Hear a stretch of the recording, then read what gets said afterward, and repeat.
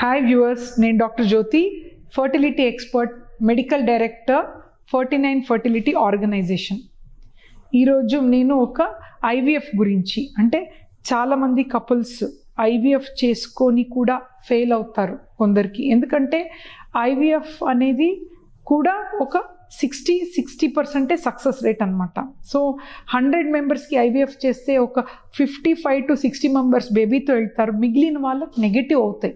So ఇటువంటి అయిన వాళ్ళు కూడా చాలా బాధపడుతూ ఉంటారు.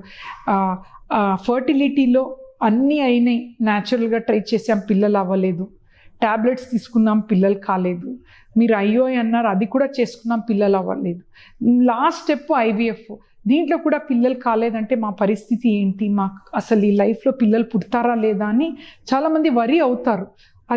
అది కూడా పెళ్ళి అయ్యి 10-12 years అయిన వాళ్ళకి కొంచెం స్ట్రెస్ అనేది స్టార్ట్ అవుతుంది. సో వెరీ ట్రూలీ ట్రాన్స్పరెంట్గా చెప్పాలంటే అండి, ఐవీఎఫ్ ఈజ్ ఆల్సో ఇప్పుడు న్యాచురల్గా ఒక 4% 5% అనుకోండి, ఐఓఐలో 12 to 15% అనొచ్చు, ఐవీఎఫ్లో కూడా 55 to 60%. సో జనాలు కూడా అర్థం చేసుకోవాల్సింది ఏంటంటే, we are doctors, we are here to help childless couple, but we are not God కదా. ఇక్కడ ఒక లైఫ్ రావాలి, ఒక బేబీ అనేది ఒక లైఫ్ కదా. సో దీనికి కూడా కొన్ని లిమిటేషన్స్ ఉంటాయి. ముందు ఐవీఎఫ్ ఒక 20 years బ్యాక్ నేను చెప్తే ప్రెగ్నెన్సీ ఛాన్సెస్ వాజ్ 10-12%. బట్ ఇప్పుడు సైన్స్ ఎంత మారిందంటే ఇట్ ఈస్ బికమ్ 55 to 60% అన్నట్టు. So every day we also want best to our patients, but limitations ఉంటాయి. And every time science advance అవుతూ ఉంటుంది.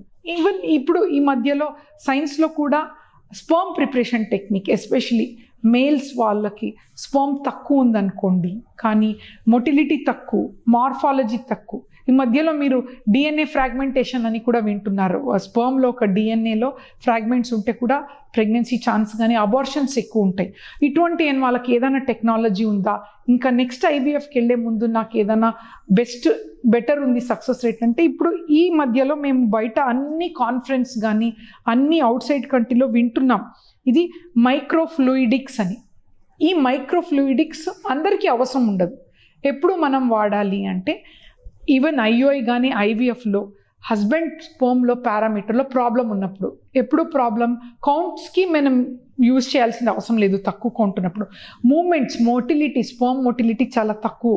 సెకండ్, మార్ఫాలజీలో కూడా ప్రాబ్లం ఉండి, డిఎన్ఏ ఫ్రాగ్మెంట్లో కూడా ప్రాబ్లం ఉన్నప్పుడు, అటువంటి అయినా మేల్స్కి పిల్లలు అవ్వట్లేదు, ఐవీఎఫ్ ఫెయిల్ అయింది, ఐఓఐ ఫెయిల్ అయింది అన్న వాళ్ళకి స్పర్మ్ ప్రిపరేషన్ చేయాలి.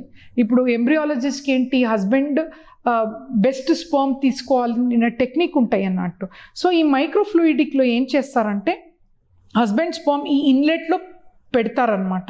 ఇన్లెట్లో రా శాంపుల్ పెట్టి మీడియా పెడితే అది ఒక 25 to 30 minutes ఇంక్యుబేటర్లో ప్లేస్ చేస్తారు. ఈ టెక్నాలజీ వల్ల ఏమవుతుందంటే, best motility sperm, best morphology sperm draw అయి అవుట్లెట్లో ఫలితమైన బెస్ట్ క్వాలిటీ స్పర్మ్ అవుట్లెట్లో రెడీ అవుతుంది అన్నట్టు. ఆ స్పర్మ్ని తీసి ఎంబ్రియాలజిస్ట్ బెస్ట్ స్పర్మ్ని తీసుకోవటం చేసి ఆ ఎగ్లో కలిపితే ఐవీఎఫ్ ద్వారా ప్రెగ్నెన్సీ ఛాన్సెస్ బెటర్ ఉంది అని చెప్తున్నారు అన్నట్టు. సో ఈ ఏదైనా టెక్నాలజీ కూడా పేషెంట్కి అఫోర్డబుల్గా ఉండాలి. కొత్త టెక్నాలజీ వచ్చింది, ఎంతనా దాని కాస్ట్ అయితే ఉంటుంది కదా. సో అందరికీ అవసరం ఉండదు. ఇది నార్మల్గా హస్బెండ్ స్పర్మ్ ప్రాబ్లమే లేదంటే ఇది అవసరం లేదు. ఓన్లీ మేల్ పార్ట్నర్కి ఎక్కువ ప్రాబ్లం ఉన్నప్పుడు ఈ టెక్నాలజీ వాడి ఆ ఇష్యూని మనం క్లియర్ చేసుకుంటే ప్రెగ్నెన్సీ ఛాన్స్ అనేది ఇంప్రూవ్ అవుతుంది.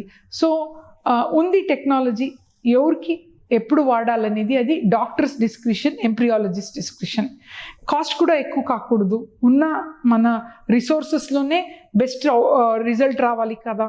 సో ఏ ప్రాబ్లమ్ని చూసి ఆ ప్రాబ్లంకి ఉన్న టెక్నాలజీ వాడితే బేబీతో వెళ్ళే ఛాన్సెస్ ఎక్కువ ఉంటాయి అన్నమాట. Thank you.